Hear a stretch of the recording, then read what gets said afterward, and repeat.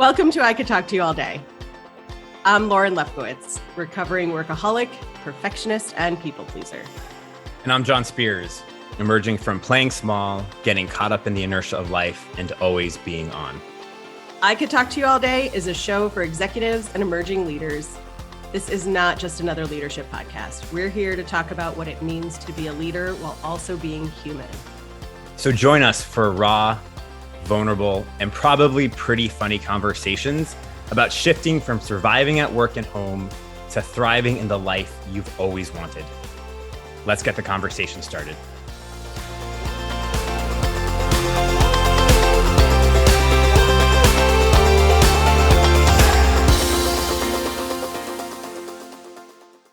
Hey, John.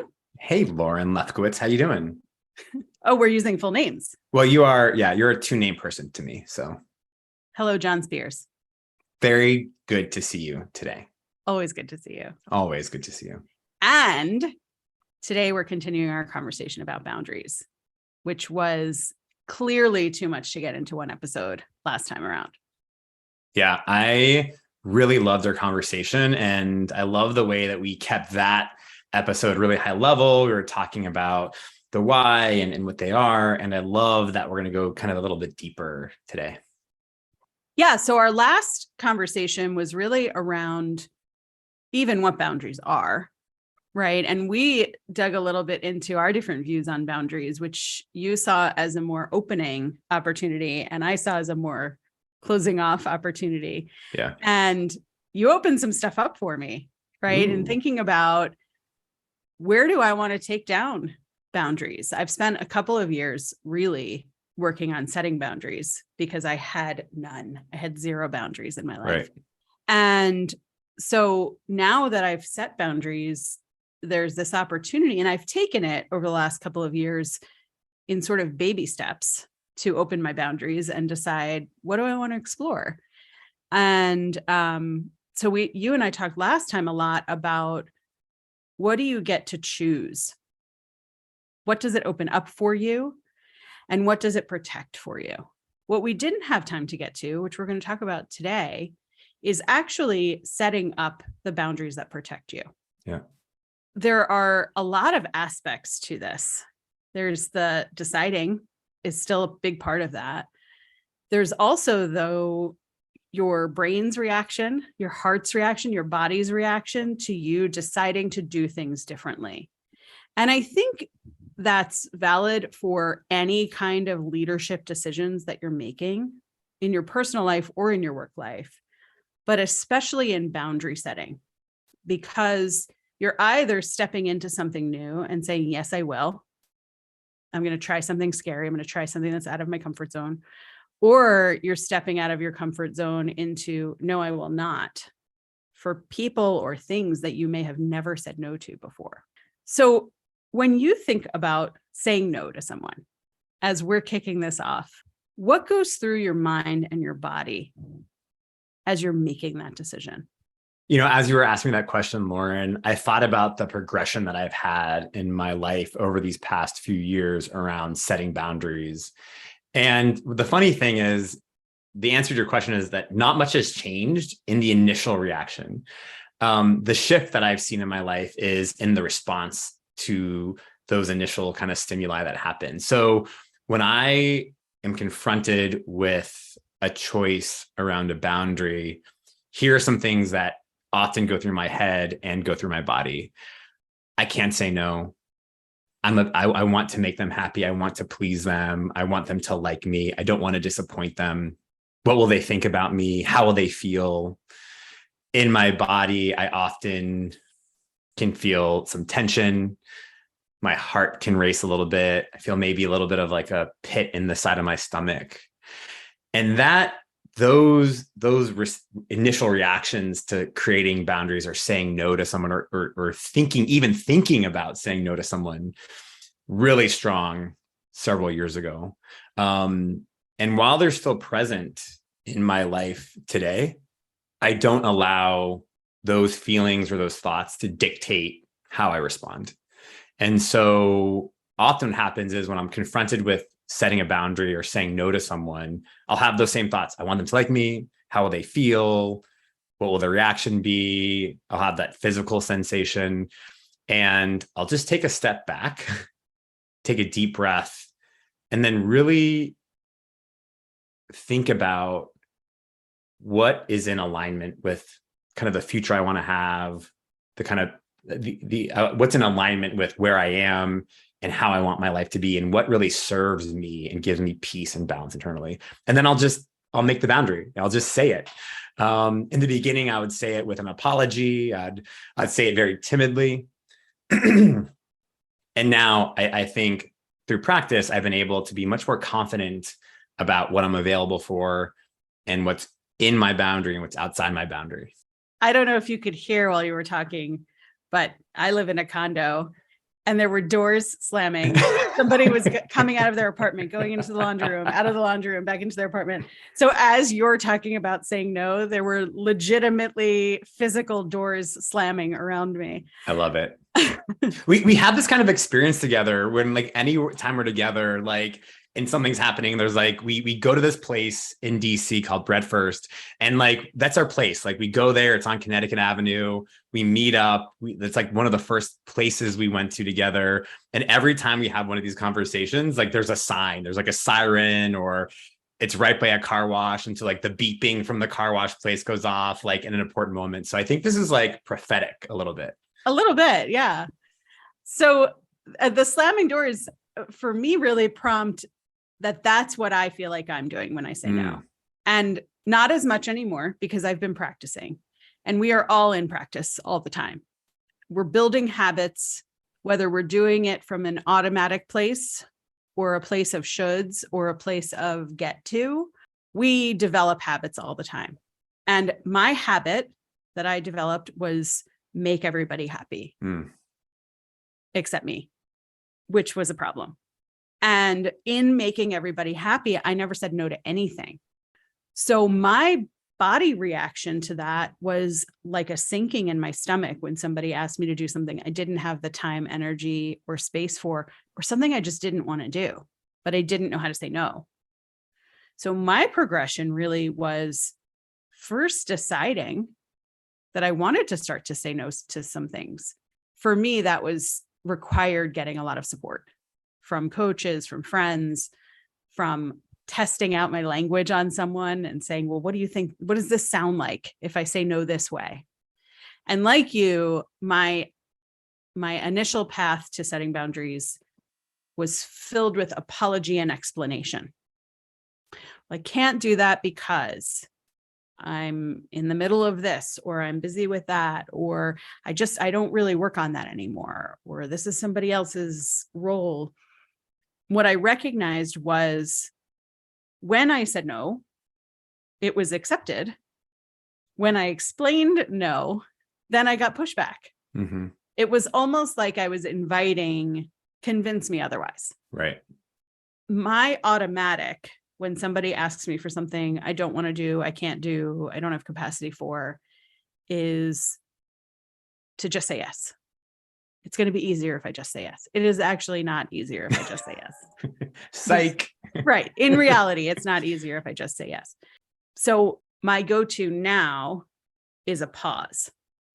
And we'll talk a little bit later more about the how-tos and how you and I each say no in our own ways. But my body response when somebody asks me to do something I don't want to do is like a real tightening of everything, and a thought process that loops all the way forward to what they're going to think if I say no, if and when they'll ever come back to me for anything again. Am I losing trust by saying no? Like I put a lot of weight initially on saying no. What I learned, and I think you learned too, is that there's a process to getting comfortable with saying no and being confident that you have the right to say no. So what was that path for you, John, to get from saying no with an apology, from saying no with a lot of trepidation, with a sort of a backing off as you said no, to now where you more confidently say no when you need to set a boundary? Great question, Lauren. I want to begin answering that question by going back to what you said about slamming doors. And I think a lot of us view setting boundaries as slamming a door. And when I think about as you're talking, all of this imagery came to my mind, right? When I think about slamming a door, I think of it's jarring, it's really abrupt, it's a sort of sealing off or a closing off of something. Takes lots of energy. If you're slamming a door with enthusiasm, there's like lots of energy involved on that. And I oftentimes think it's there might be some anger around that, and sort of juxtapose that sort of distinction between slamming a door and maybe gently closing a door. And I think what I had to do is shift my context around that boundaries from this like highly charged, very emotional thing to gently shutting a door, right? There's not a lot of energy around it. You're very softly doing it. You're doing it with kindness, both for yourself and for someone else. And I think making that shift really helped me, right? Because oftentimes when I have, I'll say energy around something, if I'm uncomfortable with something, if it makes me uncomfortable, I often can sort of catastrophize around it or build it up to be something more than it is. And that's what I was doing with boundaries. Like I didn't know how to do it. No one ever modeled it for me. And so there was all this just sort of like tension, anxiety around doing that. And once I just shifted to doing it gently, it just really helped. And I think the other kind of components that helped me make that shift were really thinking about one, my own love and respect for myself. I might love and care for other people, but at the end of the day, I fully love and respect myself. And I want to be making decisions that support me and serve me. And I was no longer available to make decisions that didn't serve me anymore. And I think making that shift just really further helped me to say no, to have difficult conversations, because I knew that if I didn't, my future self, I was betraying myself in some way. And so when I think about boundaries, I also think about what would my future self say? Like, where do I want to be? Where do I want to go? And what am I allowing to kind of come into my life? So let's apply this to work. When you think about your work life and places where you've set boundaries, places where you've learned to delegate, which is a part of boundaries, places where you've learned to say no to your boss or your board, what has given you the courage to stand up and set those boundaries when you've needed to? Man, Lauren, you are bringing the questions today. This is a really good question. And I think it's a really hard question. I think what gave me the courage to say no or to set a boundary is really knowing myself and knowing what I'm capable of and knowing what I could produce in a work setting, right? I think I view all boundaries in the context of relationship. But I think at work, it's really about when people are asking me to do more than I can do or more than I'm capable of doing, or an expectation that just doesn't meet either my skill level or my capacity level. I used to be such a people pleaser that I'd say yes and then like figure it out later. And now I think I'm so much more aware of who I am and what I'm available for and what I'm capable of doing. There also just comes some confidence in that, right? I just know that my self-worth is not tied to what my production value or how much I'm producing. It's much deeper than that. And so my ability to say no and to set a boundary is so much easier for me now, because like I'm okay with who I am and I'm okay with where I am and like my capacity level, as opposed to when I was kind of growing up in the ranks of my job and growing in the organization I was working in. I felt like I had something to prove. And I feel like I'm just in a different place now. And the second thing I think is even more important, and that is being okay with that reality. For a long time, I wasn't okay with myself and I was trying to prove myself. And that really led me to dissipate any kind of boundaries I had at work, in my personal life, very enmeshed in lots of different things.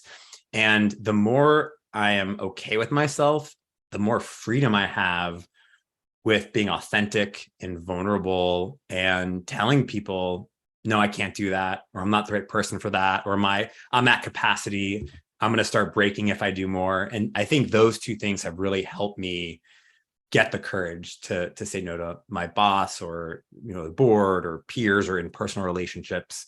Wherever that boundary is, I think that's really, really served me really well. How about you? For me, when I discovered I wanted more from my life than just waking up and going to work every day and serving everybody else for whatever they needed, whether it was within my capability, whether it was in the scope of my job, whether it was something I cared to do. When I realized that I wanted to care about me more, I realized that not only did I have to set some boundaries, but I had the right to. And that was really new for me. For being 20 years in a career where I just worked more and more and more and harder, and I became the vice president of whatever you need and forgot about me. Because like you said, I was so busy trying to prove myself and I never stopped.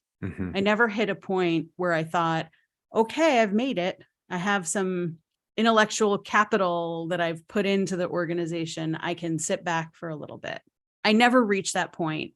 And then one day I woke up and I was like, I can't just keep doing everything for everyone all the time.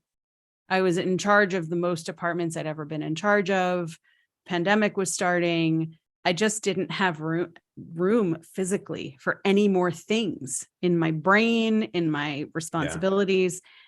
So I hit this point where I realized that either this was the rest of my life, a boundaryless life where people would say, I enjoyed working with Lauren. She'd do anything you asked. Or a life where I had some choice. In discovering that I wanted more me in my life, I gave myself the opportunity to say no. It wasn't any less scary. There just was a reason behind it. It wasn't no for the sake of saying no. It was no because I wanted to start protecting some time and energy so that I could choose the other side of boundaries. Where do I want to open my boundaries? What do I want to be exploring? Why do I want to care about myself? Right? Which is sort of a weird question to ask yourself. Why do I even want to care about me? Because the baseline thought is, of course, we want to care about ourselves. But we can get so lost in people pleasing and so lost in workaholism and so lost in trying to prove ourselves that we forget that we exist as our own humans with our own responsibility and right to set boundaries. Lauren, and the folks that are listening can't see this, but I'm getting super emotional while you're talking because that so resonates with me. I often talk about going through the inertia of life and waking up 3 months later or 6 months later or 5 years later and being like, what just happened the past 5 years of my life? And I've been really thinking about this, and this is a sort of a very new thought for me, but I think in my life, I want to be healthy. I want to be a healthy human being. I want to be emotionally healthy. I want to be physically healthy. Being healthy often requires making hard decisions. And I don't mean hard in the arduous, weighing down, but difficult decisions. Saying no is hard to do for some people. Setting a boundary is hard to do. Being really clear about what you want and what you don't want in your life is hard to do, particularly with those people that you love and respect, right? There might be a scale of that. It might be less hard for some, more hard for others. But for me, even now it's uncomfortable, right? Because there are consequences, both good and bad, as we talked about in our previous episode around setting boundaries. And so I just so resonate with what you're saying about choosing yourself and having a right to be happy or having a right to be healthy. And it kind of just hit me in a new way, deep inside my body. It was really powerful. That's amazing. Thanks for saying that. And I'm realizing that I didn't exactly answer my own question, which was how did I get the courage up? The baseline of creating the space for courage was that discovery that I wanted more for me. I wanted a different life for myself. And that gave me the backbone. So that's where the courage came from. The execution of saying no was hard. It remains hard. Because my automatic is to say yes, right? If a baseball is being thrown at your face, your response is to flinch and duck. So if a "can you do this" is being thrown at my face, my automatic response, my habitual response was always like, yeah, how can I help? Sure, what can I do? Absolutely, I'll take care of it. And so for me, a lot of it was learning to pause and not just automatically give an answer, and learning very specifically different ways to say a sentence with the word no in it without the big apology. No, I used to do that all the time, and now I don't do it anymore. And, all of these reasons that we give invite people to say, well, can you just do it for me this one time? I know you used to do it, so I know you know how to do it. When really the no, a simple no, or a no with a short extension on it, is enough. When you say no, how do you say no?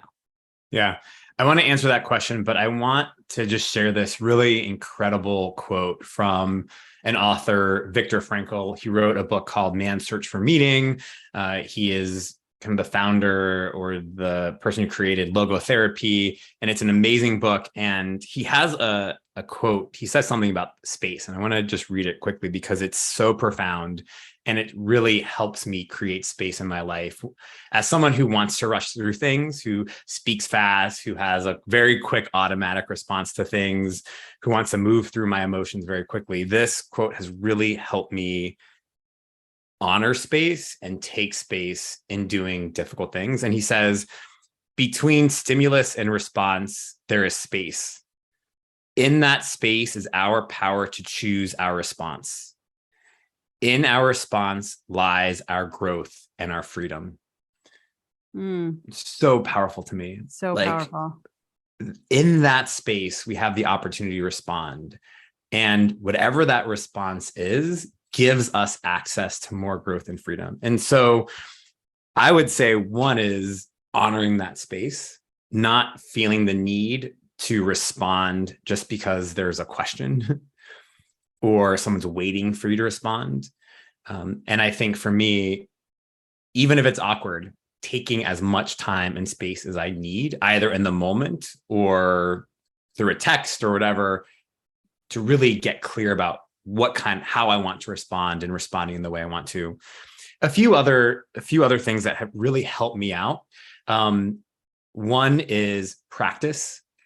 So practicing with you a response, practicing with a friend, writing it out, saying it in the mirror, seeing how it feels how it lands when I say something. I think all of those things, they sound kind of cheesy, but practicing, responding, vocalizing if you're having a conversation with someone, really important, because then you can just get comfortable. You can try different ways of saying it. You can try different tones of saying it. And then the third thing that I think is really, or two more things that I think are really helpful. One is to write it out. Oftentimes if we're having difficult conversations, there can be some emotion present, there can be some anxiety or some tension. And I don't know about you, but when I'm feeling those things, sometimes my mind runs away or I'm trying to move through it quickly. And so having a written guide or some talking points about the important things that I want to convey, really helpful for me, because it gives me sort of an access point to the importance of the conversation and the things that I want to communicate. And the last thing, and this is really common in our world as coaches, but is being okay with silence. Oftentimes when we have difficult conversations, we want to fill the space, and saying what you want to say and just leaving it there and creating some time for silence is a really powerful way to allow what you've communicated to stand and to sit without doing the things that we often do when we're uncomfortable, which is cover it up or move on, or to your point earlier, kind of create a new opening for deliberation, as opposed to just saying what needs to be said and leaving it there. Those are really great practices to have. I have a couple more, because that pause does not come naturally to me. And because so much of my work is now virtual and you can only see the Zoom box part of me. When I hear something coming that is a request that I am not able to or don't want to fulfill, I will literally sit on my hands as a physical reminder to not raise my hand and volunteer for something that's not mine to own. That was so helpful for me as I was working my way down from 80+ hour weeks, because I wasn't good at silence. I wasn't able to sit in a room where somebody said, who's going to own this? And looked around the room. And in my mind, they were looking at me, which was sometimes true and sometimes made up. So sitting on my hands and not having the ability to literally raise my hand and say, I'll do it, was a great reminder for me. And I loved your reference to writing it down. So I have posted a couple of times on LinkedIn, and I try to repost that post every 6 months or so, like 40 different ways to say no. Mm-hmm. And if I need to reassure myself that I can say no without saying no because of this, because of that, because of that, I will write them out again, even though I've written them out before. No, no, thank you. No, that's not for me. No, I'm not interested. No, that's not something that I do. No, that's actually a paid service for me. No, but this person can help you. No, but I bet I can refer you to somebody. Let me get back to you. And the list goes on. There are so many different ways to say no, and they escalate, right? Like, no, and I can't believe you had the audacity to ask me that. Right? Because sometimes we feel so audacious saying no, when really it's the request that's coming in is actually outrageous. So our ability to decide to say no has to come first. Yep. And then we get to practice it, and we get to get support on practicing it. John, I could talk to you about this all day. All day long. But we're wrapping up already. Mm. Thank you for being with me for 2 episodes on boundaries. Great, great conversations. And I can't wait to talk to you for our next episode. Thanks so much for being with us, everybody. As always, send us your questions, your topic ideas, your suggestions. Let us know what resonates with you, and we'll see you here next time.